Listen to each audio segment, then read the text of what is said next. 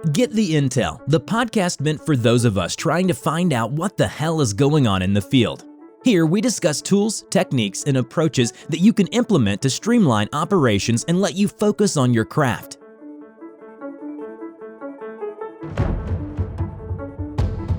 Chad Gill here. I am the host of the Get the Intel podcast.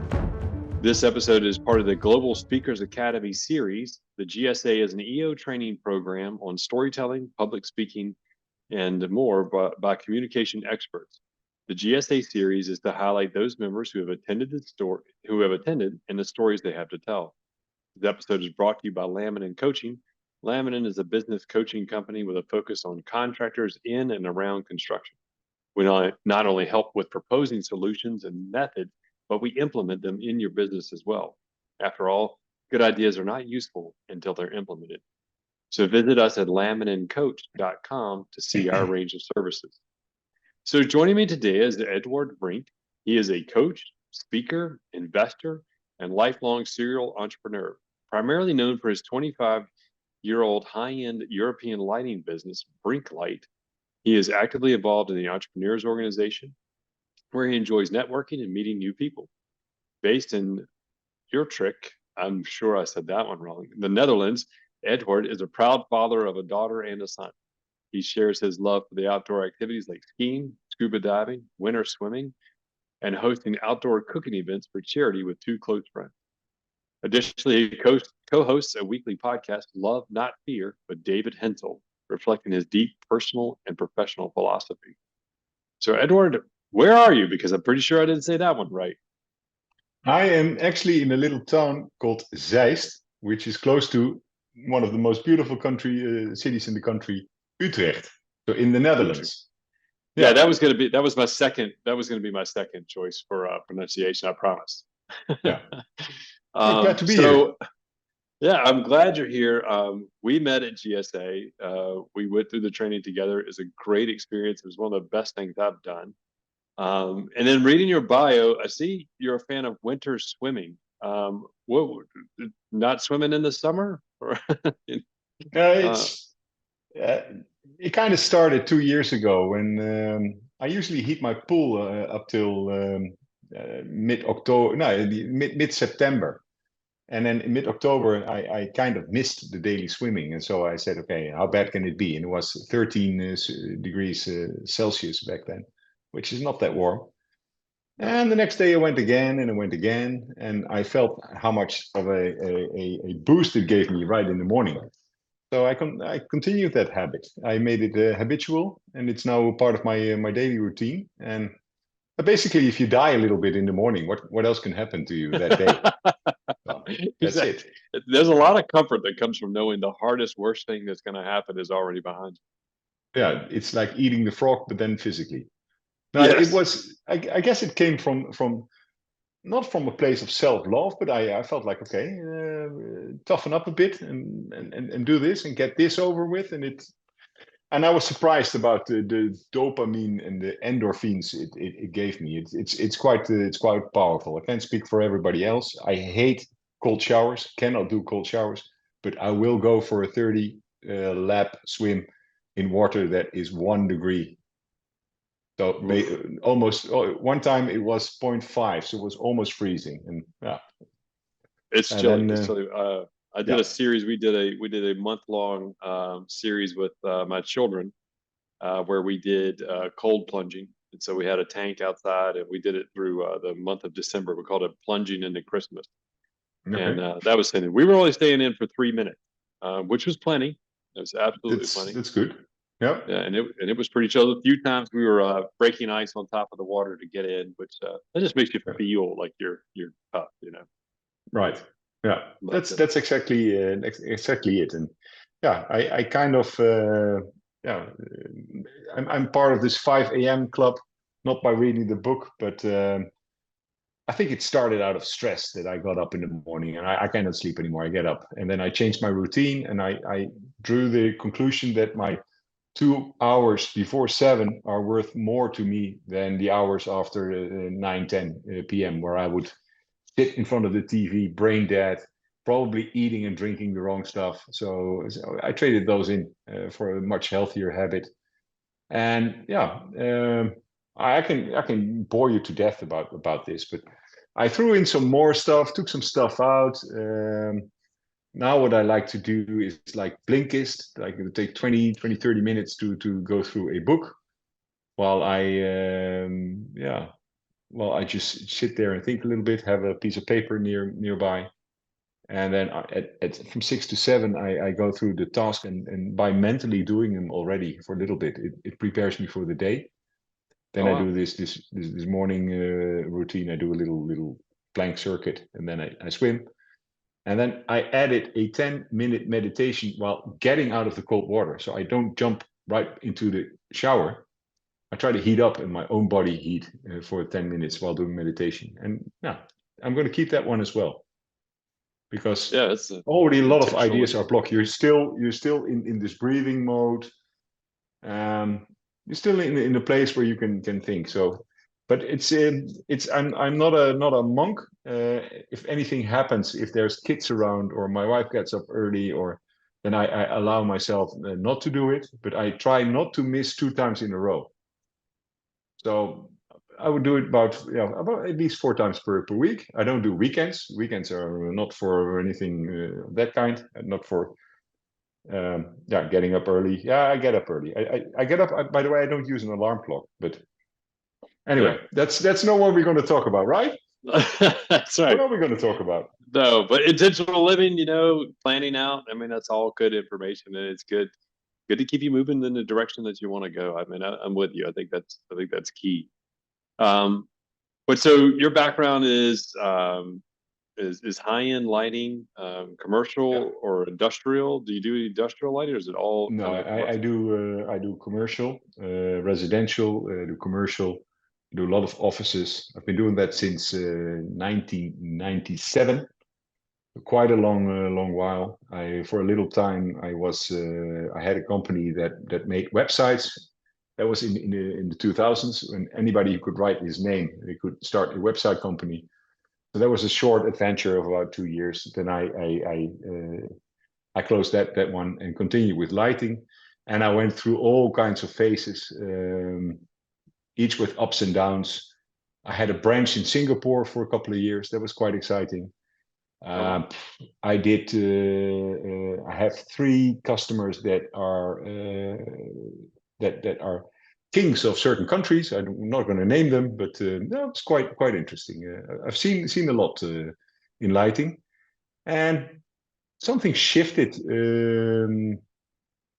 a couple of years ago. I saw a TV show. It was called The Nth of Possession, free translation. And basically there was this architect who was telling about, hey, if we would make things not to break, because this is the whole economic model, but things to last, and you pay for using something, that would mean that we use less resources in this world. So it got me thinking, okay, I'm in this industry where I sell lighting, and the whole business is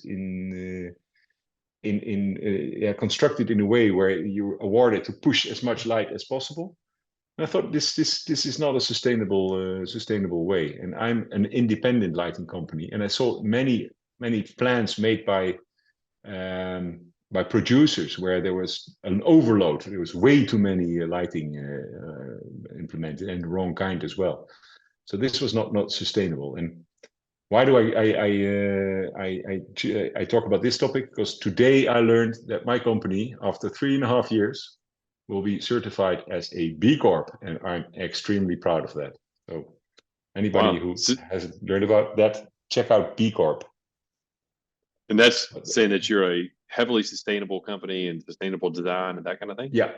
It is. Excellent. It means that we have thought of every detail in every process detail. It's not that we are all tree huggers and cannot do anything. It means that we know what the benchmark is, and we not only can explain what we try to change, but also are very open and transparent to show KPIs that prove that we're on the right way. And this, I learned very interesting. B Corps outperform other companies by 15% on average. So it's also commercially a smart way to be more sustainable.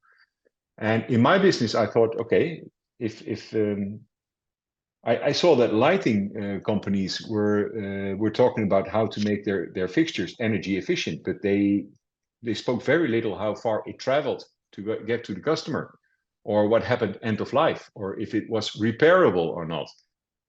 Oh, wow. And this got me thinking. Is that there must be a better way. So we now track where the main production plant of a company is towards our warehouse. We now track the average amount of warranty, the warranty span of the total we sell, and the average label. We try to push to get to A++. There's a new system right now, but to really be sell the highest quality products. And my legacy in the lighting business, if I can change the business that 7 years of warranty is the new standard instead of 4 or 5, that would be awesome. And one thing I heavily push is that fixtures can be repairable. So you can open up, take out the component that is broken, and not toss out the complete thing. And every lighting is LED. So anybody who tells you I'm in LED lighting is a complete idiot, because every lighting, it's all there is. There is just LED. And in LED, the first component that will malfunction is the driver. So any fixture where you cannot access the driver is bound to die after a certain amount of hours. And it's also very smart that you can enter where the light unit is, the LED chip. So if you can change that, then you can add another couple of years, or even completely unique life cycle. So this got me off. It's always 6 years ago I started Light as a Service, LaaS, software as a service. I think we can do Light as a service, and it hasn't taken off real fast, but we have done some nice projects. One of the projects is a museum where we reversed engineered our lighting for that museum. They had curved walls, and there was a 220 track also curved in a certain distance to the wall. And this museum exhibits pictures, photos. And they would really like a band of light on the wall. So we said, okay, if this is the distance to the wall, we need a reflector. So we engineered a spot that we placed in that museum that we leased, and it is now functioning for 7 years, and not one has malfunctioned yet. Wow. And the museum is open I would say 8 days per week, but 6 days per week. So that's it's a pretty good story to tell. So yeah, good test. That's B Corp. Yeah, very proud. Look it up. See what it can do for you. So tell me a little bit about the talk that you give. Oh, okay, interesting. Well, a lot of your listeners will probably know about EO, right? What Entrepreneurs Organization is. Yeah.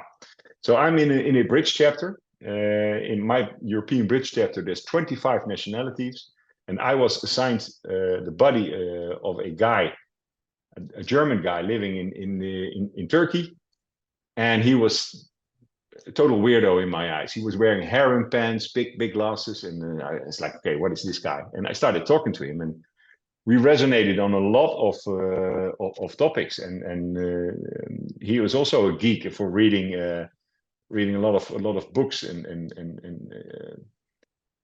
he was wearing a T-shirt that said "Love, not fear." This guy is David Hensel, and it kind of became a sport. I tried to prove him wrong, that there's more in life than that. It's not just love or fear, and I couldn't. So that was interesting. So the talks continued. I fed him some book titles. He said, "Okay, read this, read that." And together, I think about a year ago, I called him and said, "David, how about a podcast?" And that got me, to walk the walk and talk the talk. I started giving this talk here and there, and I decided to go to the Global Speakers Academy to fine tune this talk. And and I think it's also I make the podcast mostly for myself. it's a journey. I'm exploring this topic. And if anybody's interested in being a part of that journey, they're welcome. But this is not my main driver. I like to explore what else it entangles. So it's quite interesting. Anybody will know that if you go a little bit further in the water, you found out you didn't die. Oh, you find out, no, this is nice. And so I try to encourage people to not be as fearful and try to get the max out of their life. That's what my talk is about. So I explore what is fear and why is it a very bad advisor, and what would happen if you start to make decisions out of love. Is this whole world going to end? No, it isn't. And it tells you so much about what is really important to you. And yeah, I think the effect we have on others is the most valuable currency we have. So if you know yourself very well, and you can get the best out of other people, that makes that your friendships get deeper, that you're more appreciated, that things start to move in the right direction. That's what my talk is about. So what's an example of a love-based decision as opposed to a fear-based decision? Okay, now let's keep it very close. So I decided, okay, this love not fear thing is if I'm going to embrace it, I put my name in the hat to give a lecture for 150 students at Stellenbosch University prior to Global Leadership Conference in South Africa.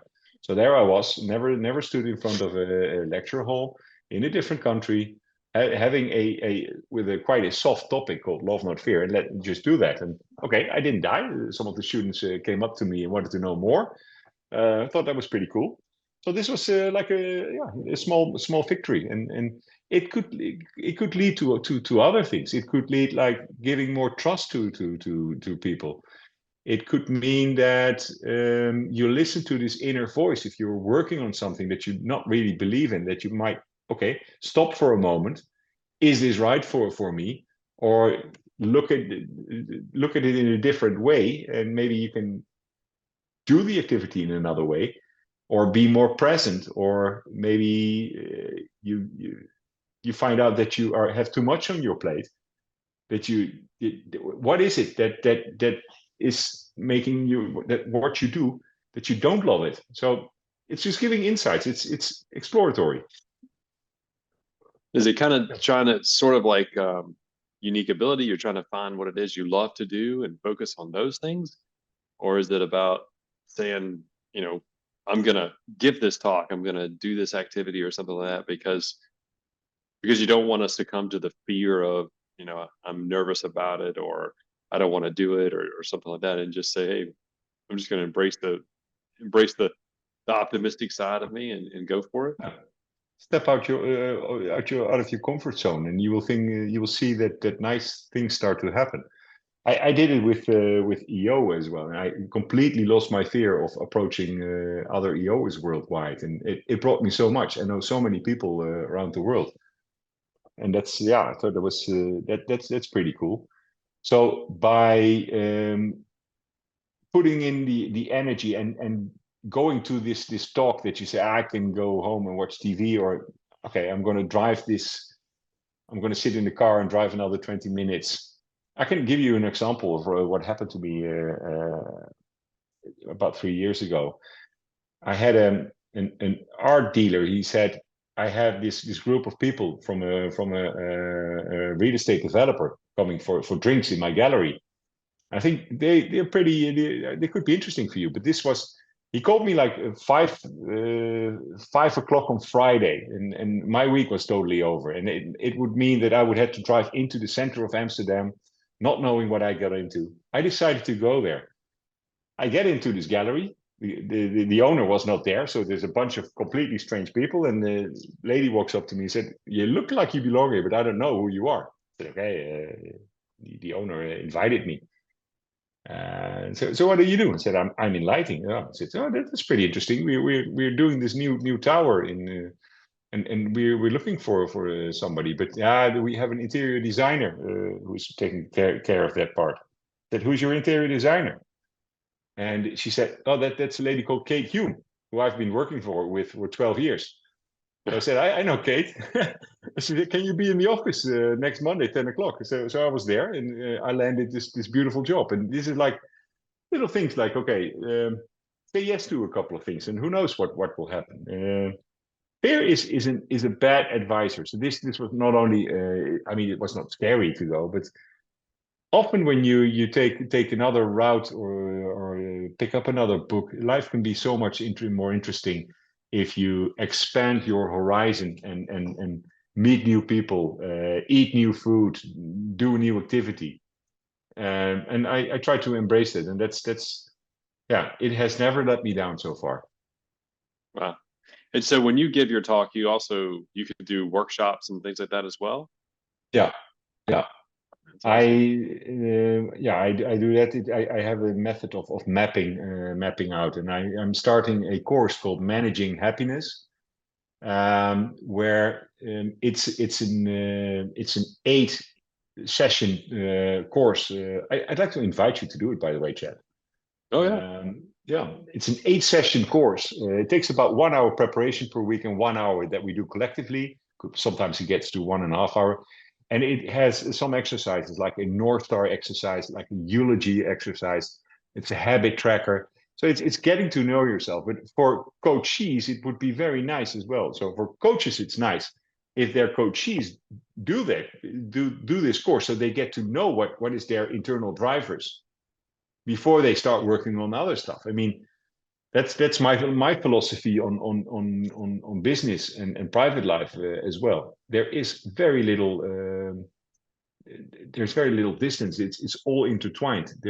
For me there's not this private person. If I travel for fun and there is an opportunity to visit a client, I will do that. And if I travel for business and it's very short, I try to stay one more day to catch a museum or meet some people. So it's like that. Yeah, it's people think that there's supposed to be this work-life separation, and I don't agree with that. I think you find a way to make both work together, where I think the most important thing is that you are mentally present in whichever aspect you're engaged in at that moment. I may have to work on a Saturday, but if I'm at a soccer game for one of my children or something like that, I need to mentally and physically be at that soccer game. Right. And if that means I need to work a bit in the morning to make myself free for that, then that's what I'm going to do. And I think that's okay. Yeah. But I think for me, it wasn't always like that. It started out. I was a workaholic in the beginning. When I started building my web shop in 2003, and filling. I was even before that. I had my first website in 1999. My first web shop was in 2003, and in between that, I filled it mostly by myself, and I loved doing that on Sundays and Saturdays, and I was working 7 days per week, but it didn't feel like work, and I couldn't do that anymore. And now I try to see where what gives me energy. I'm managing my energy levels, and I need to balance out and make sure that I'm not totally worn, because that's when I make bad decisions. I have found myself multiple times working for a period very hard to find myself. I have gone in a direction that I didn't want to go and still missed the big picture. Didn't work on the important stuff. I got a lot of stuff done, but I missed the important stuff. So zooming out is very important, and knowing yourself. So that's yeah. Which is not as easy as people make it sound. Like, how hard is it to know yourself? It's not. It has to be an intentional action. Most entrepreneurs don't engage in conversations about knowing themselves. So I was relatively late to enter entrepreneurs organization, where this community of peers. It was very refreshing to talk in a totally different way that I previously known, and that it was it was a huge and confronting look in the mirror, and I start my talk about this moment. I was really down. Business was really taking a plunge after basically closing my website. I was making a loss at a lot of deals. I found out that every deal under 250 bucks, I was making a loss. So we cut those sales, and that meant a revenue drop of 880,000 the next year, which we couldn't make up. And it had all kind of consequences, and things started tumbling down. And at one point, I asked my forum buddy, so, okay, how about you take a look at this situation? What am I to do? And it started out as a joke, but we were pretty serious at one point. And he ran my company for a week where I was not in touch with anybody of my staff. And that was a moment that I thought I lost completely. A roller coaster of emotions. It was very hard. I remember driving on the Friday. We were going to meet at Friday 4:00 to do a wrap up of this week.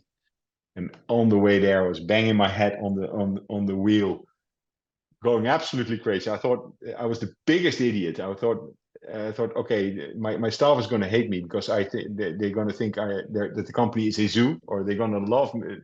They're going to hate me because the other guy does everything right. So all kinds of emotions ran through my head. But I think this was also I decided to overcome the fear of staying in the same situation and give way to the love for, okay, I want to make this better and I trust this guy. So this I think I always use this example. For me, there was a game-changing moment where I changed my my ideas about business, about myself, about what it is that I want to do. What is it? Do I want to do 100 villas more, or 100 office buildings, or do I want to build a company that can make a difference, and where there's laughter in the office, then there is growth, there is initiative. So yeah, That's fantastic. I might have overstepped the line. I kind of do a lot beside my company. It's hard to keep a balance, but I work quite a lot of hours, so I think I can compensate by just putting in the hours in odd places and odd times. And that's a bold maneuver. Let somebody else come in and run it for a bit, but I can imagine. I have yet to find another entrepreneur that made this decision, not to contact anybody in the company. I gave him my keys. Wow. I told him. I told everybody in the company to completely trust this guy. They could tell him their griefs, their fears, their everything. And that I'm not going to tell everything, every detail, but that was a profound wrap-up moment. It taught me a lot about me. It taught me my blind spots. It taught me how much. Basically, it taught me how much fear there was in the company, and anything that is not explored, anything that's not talked about. You know what people do? They assume the worst. So this is the trigger. Everybody says no news is good news, but it's not. No news is bad news. No news is bad news. It definitely is. And this was absolutely the trigger moment that I thought, okay, this cannot be it. And some other places.